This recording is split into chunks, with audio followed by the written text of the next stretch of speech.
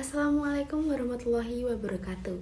Sebelumnya, perkenalkan kami dari kelompok 2 yang beranggotakan ada Jian Rifati Hanifah dan saya sendiri, Ulin Nuhan Elvi Surya, ada Urbana Diah Putri Pinasti, Febi Gusdiana Sari, Nur Khofifa, Sri Retnoningsi, dan yang terakhir ada Elvina Novirianti. Di sini, kami akan mempresentasikan hasil diskusi kami yang sudah kami diskusikan mengenai pemikiran produk unjuk kerja hasil integrasi. Selamat menyaksikan.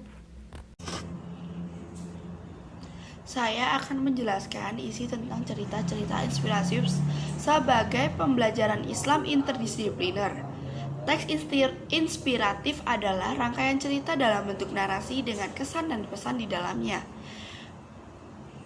Seperti namanya, teks ini dibuat untuk memberikan inspiratif kepada pembaca dengan menggunakan pilihan kata yang dapat menyentuh. Maupun teks inspiratif antara lain. Teks inspiratif biasanya memiliki tema tertentu yang dapat dikembangkan menjadi sebuah kisah yang menarik. Selain tema, teks cerita inspiratif memiliki alur cerita tertentu, sehingga pembaca dapat memahami cerita atau pesan yang disajikan dalam cerita. Inspiratif merupakan bentuk narasi yang lebih untuk bertujuan memberikan inspirasi kebaikan kepada banyak orang. Lebih untuk bertujuan memberikan inspirasi kebaikan kepada banyak orang. Yang terakhir, yaitu cerita inspiratif adalah teks yang bisa menginspirasikan seseorang berbuat lebih baik, lebih peduli, dan lebih bersimpati terhadap orang lain. Di sini saya akan menjelaskan mengenai ciri-ciri teks atau cerita inspiratif.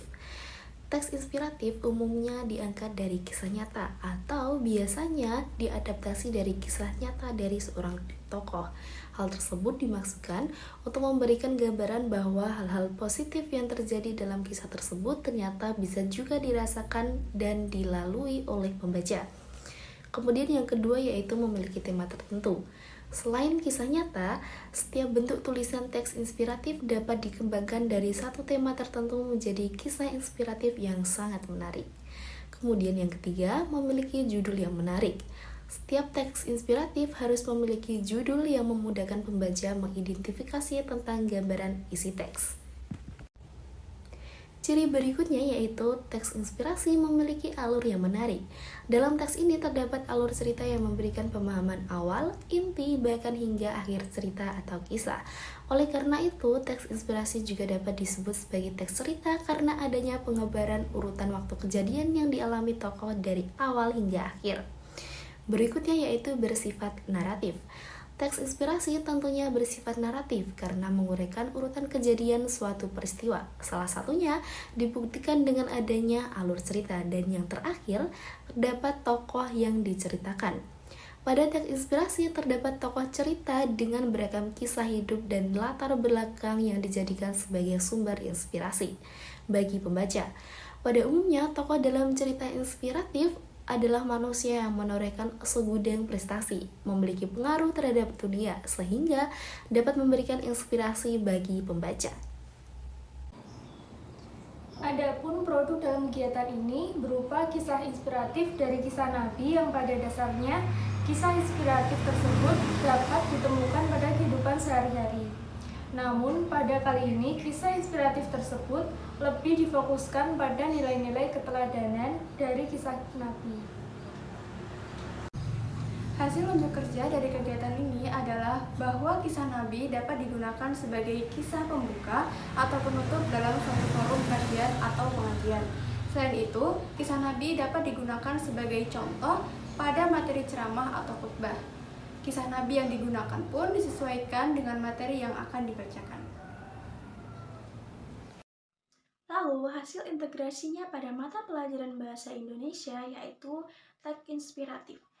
Materi teks inspiratif ini yaitu KD 3.11 dan 4.11 jenjang SMP kelas 9.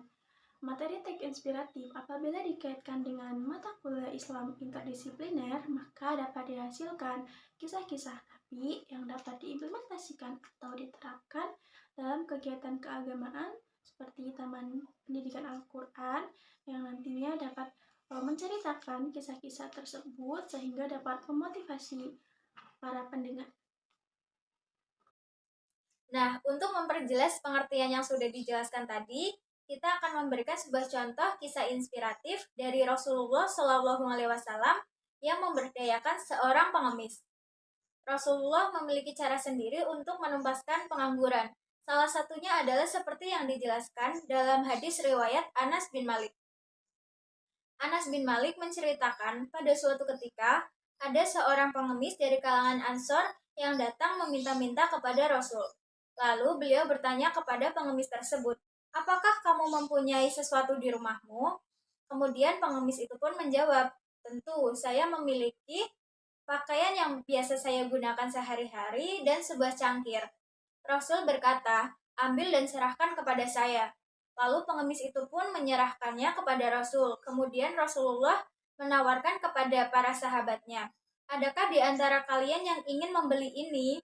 Seorang sahabat menyahut, "Saya beli dengan harga 1 dirham." Kemudian Rasulullah menawarkan kembali kepada para sahabatnya, "Adakah di antara kalian yang ingin membayar lebih?"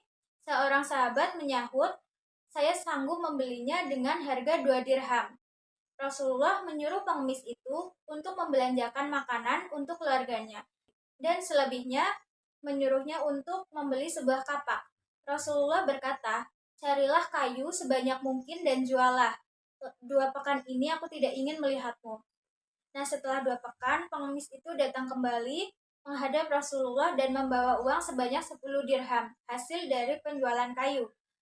Rasulullah menyuruhnya untuk membelikan pakaian dan makanan untuk keluarganya, seraya bersabda, "Hal ini lebih baik daripada kamu meminta-minta, hanya akan membuat noda di wajahmu di akhirat nanti.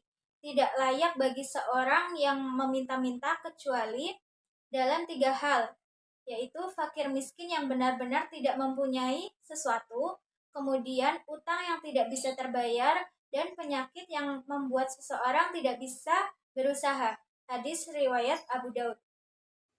Adapun hasil produk dari pemikiran ini adalah kisah inspiratif dari kisah Nabi Muhammad SAW yang pada dasarnya kisah tersebut dapat ditemukan dalam kehidupan sehari-hari. Namun pada kali ini, kisah inspiratif tersebut difokuskan pada keteladanan Rasulullah SAW. Baik, sekian presentasi dari hasil diskusi kelompok kami. Apabila terdapat kekurangan maupun kesalahan dalam tutur kata, kami mohon maaf. Semoga bermanfaat. Akhir kata, wassalamualaikum warahmatullahi wabarakatuh.